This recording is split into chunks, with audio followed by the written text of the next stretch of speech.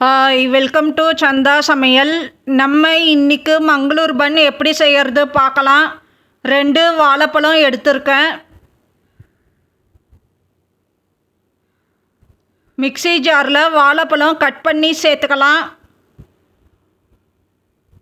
3 teaspoon சர்க்கரை சேர்த்துக்கலாம். 100 milli தயிர் சேர்த்துக்கலாம். இப்போ அரைச்சி எடுத்துக்கலாம். அரைச்சி எடுத்திருக்கேன். அரைச்சதை ஒரு பாத்திரத்துக்கு மாற்றிருக்கேன்.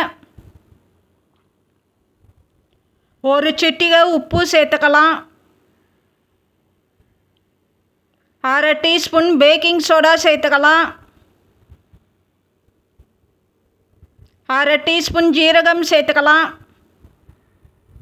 இப்போ நல்லா மிக்ஸ் பண்ணி எடுத்துக்கலாம்.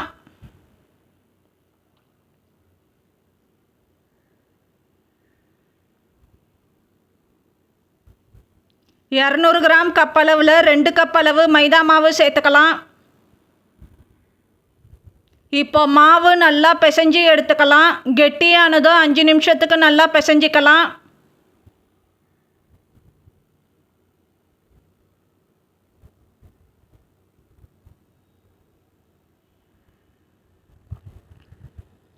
இப்போ பிசைஞ்சு எடுத்துருக்கேன்.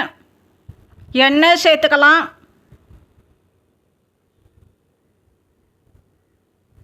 எண்ணெய் சேர்த்துட்டு நல்லா பிசைஞ்சு எடுத்துக்கலாம்.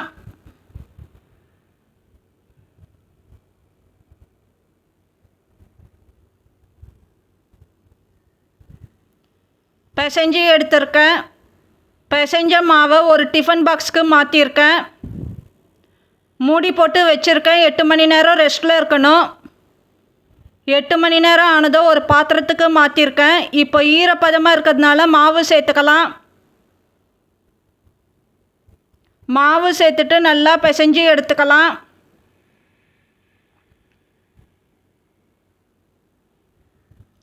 பிசைஞ்சு எடுத்திருக்கேன். மாவு பால் ஷேப் பண்ணி எடுத்திருக்கேன். கொஞ்சமாக மாவு சேர்த்துட்டு ப்ரெஸ் பண்ணிவிட்டு உருட்டி எடுத்துக்கலாம்.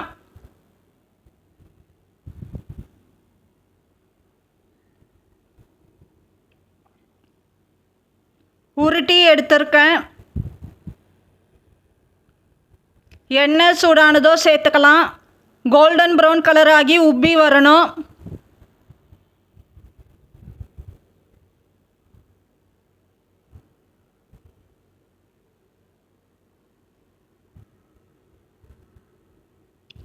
இப்போ உப்பி வந்திருக்கு. திருப்பி போட்டுக்கலாம்.